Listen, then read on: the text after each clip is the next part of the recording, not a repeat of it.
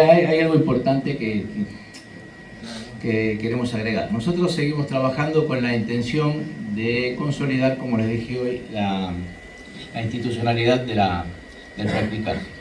Tenemos entidades, cámara, tenemos asociación y vamos a tener instituto. Y el instituto va a ser la imagen visible de la gran institución que queremos presentar a la sociedad. Y estamos trabajando en esto. Tal es así que se firmó con el Centro de Capitanes el convenio para la utilización del edificio que estaba a construir aquí enfrente, en el cual gentilmente el centro nos va a ceder un piso y también donde el centro va a tener sus simuladores de alta tecnología, amén de que ya también contamos con simuladores de otras instituciones que lo vamos a seguir utilizando. Eso por un lado. Por otro lado, ya se presentó en la IGJ el nombre del instituto. Ya estamos con el nombre, ya nadie nos puede tomar ese nombre, que va a ser Fundación Instituto Practicaje Argentino. ¿Por qué Fundación?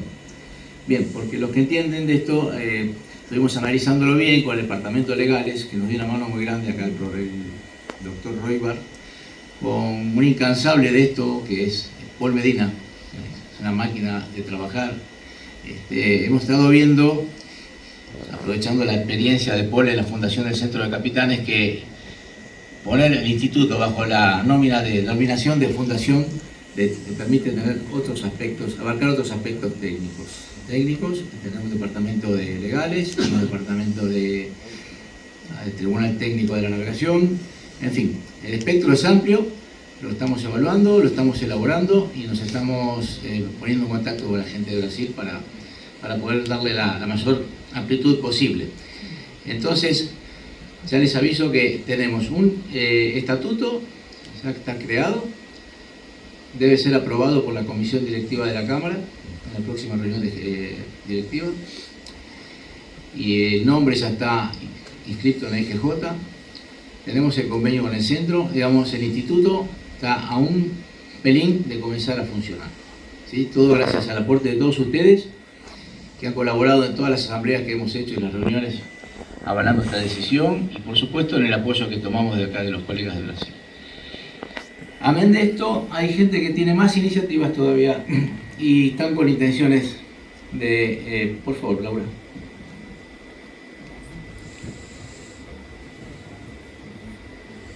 De valorizar aún más la figura del práctico argentino, ¿sí?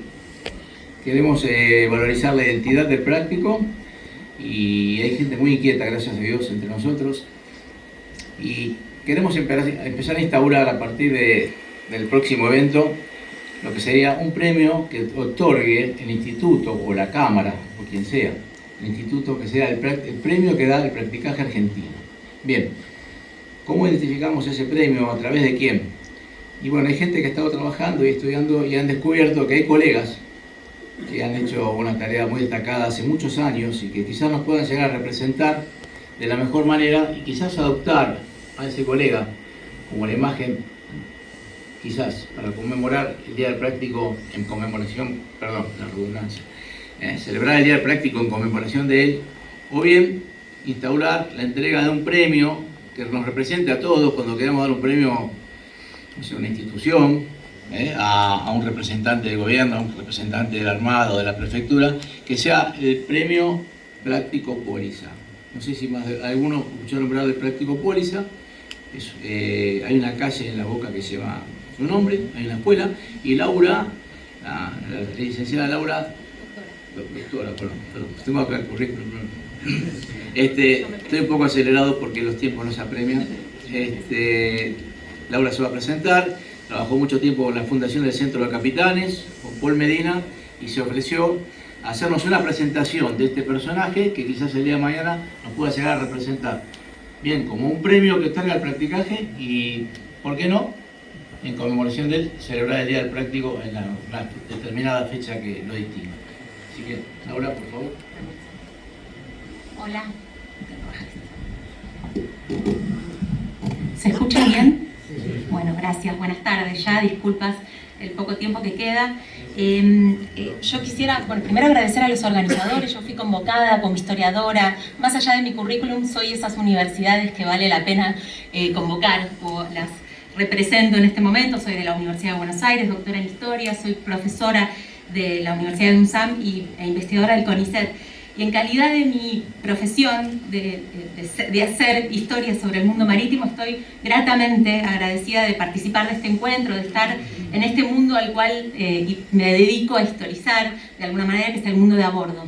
Voy a presentar, y mientras yo hable van a ver una de las varias imágenes de los documentos, las fuentes, la materia prima de esta historia que voy a compartirles, que son en realidad los fundamentos históricos del premio que comentaban recién, del premio Práctico Francisco Póliza y de la proyección de este premio como una iniciativa del Instituto del Practicaje Argentino, que se titula, y que obviamente impulsa este Instituto Nobel, Fundamentos Históricos, una trayectoria, una calle y una escuela, la impronta del práctico Póliza y las razones de un homenaje necesario. Me voy a tomar unos minutos, trataré de leer lo más rápido posible los fundamentos que son parte de una de las partes pequeñas de mi investigación, pero que me invitaron para compartirles, así que les pido unos segundos y seguramente ya terminamos.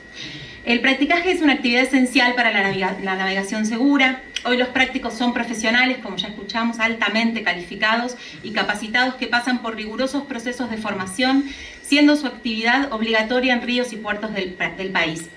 Sin embargo, esto no fue siempre así. La historia del practicaje en Argentina permite desentrañar la conformación de esta profesión a lo largo de décadas en cuanto a sus saberes, su práctica, también a sus reglamentaciones y organizaciones. Mucho más aún nos dice sobre esta historia de la profesión la vida y obra de un práctico, uno de ustedes, uno de nosotros, tan común en su época y a la vez tan singular. Cabe aquí rescatar la trayectoria del práctico Francisco Póliza, la que incluso omitida en algunas obras trascendentes de la historia marítima y del practicaje por no seguir los parámetros actuales, nos ilumina, y bien lo hace, sobre las formas del practicaje en el siglo XX, sus transformaciones pretéritas y posteriores. Su origen inmigrante, su formación autodidacta, su práctica sostenida a bordo hasta el último día de su vida, nos habla de este singular pasado de un oficio. Francisco Póliza nació en 1861 en la costa italiana, en Liguria, no se sabe si en Savona o en Génova, en el mismo año en que se crea Italia, el Reino Unificado de Italia. A los 11 años llegó al puerto de Buenos Aires, junto con miles, luego van a ser millones de inmigrantes italianos. En 1872 se instaló en el barrio de La Boca, donde vivió toda su vida.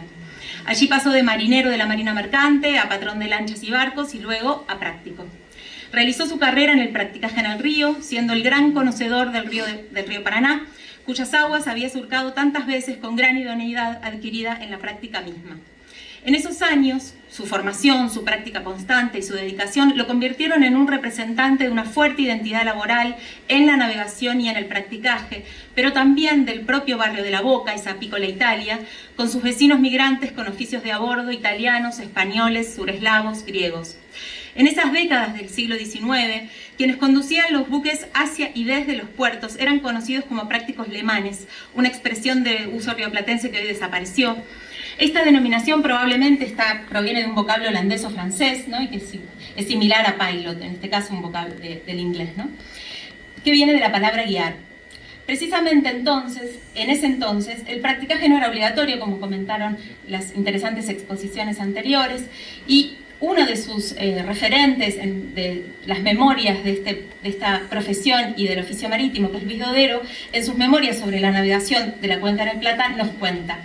En esos tiempos, anteriores a los faros, a los pontones faros, a los balizamientos modernos, no hablemos del telégrafo, la radio, la sonda ecoica, el radar, que en la actualidad permiten a los navegantes establecer su situación, etc., acostumbraban los capitanes de los buques, al aproximarse a las costas, a aceptar la asistencia de prácticos lemanes que en pequeños cúter veleros recorrían la zona para ofrecer sus servicios a los buques de ultramar, piloteándolos luego hacia Montevideo, Buenos Aires o aún a puertos interiores, contribuyendo a sortear los riesgos a los que se veían expuestos, sobre todo en los veleros. Cierro cita. Póliza también fue un protagonista de la organización gremial del sector, en tiempos de las llamadas sociedades de prácticos.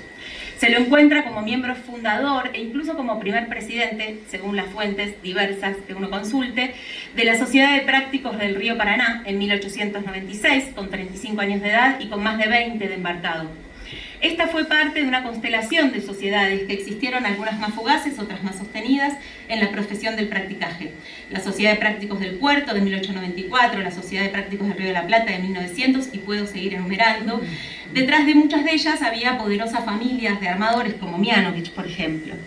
Pero para el año 1915 ya existían 8 sociedades distintas, e incluso en 1929, 2 fundadores de este centro de capitanes, los hermanos Daniel y Cristóbal Bachmann, cuyas algunas de sus fichas de afiliación están en las imágenes, junto a otros socios impulsaron la Corporación General de Prácticos, apostando a la unidad organizacional del practicaje. Estas sociedades, frente al Estado, los armadores, junto a otros gremios, buscaron incidir en el mercado laboral marítimo, impulsadas mayoritariamente por inmigrantes, los cuales llegaron con el oficio aprendido al otro lado del Atlántico. Al interior de estas sociedades se disputaron los procesos de argentinización de un gremio tan cosmopolita, la convalidación profesional y la solidaridad con otros gremios frente a la permanente influencia desplegada por los armadores. Ya desde el inicio del siglo, la Carta de Ciudadanía Argentina fue un tema crucial entre la oficialidad marítima mercante.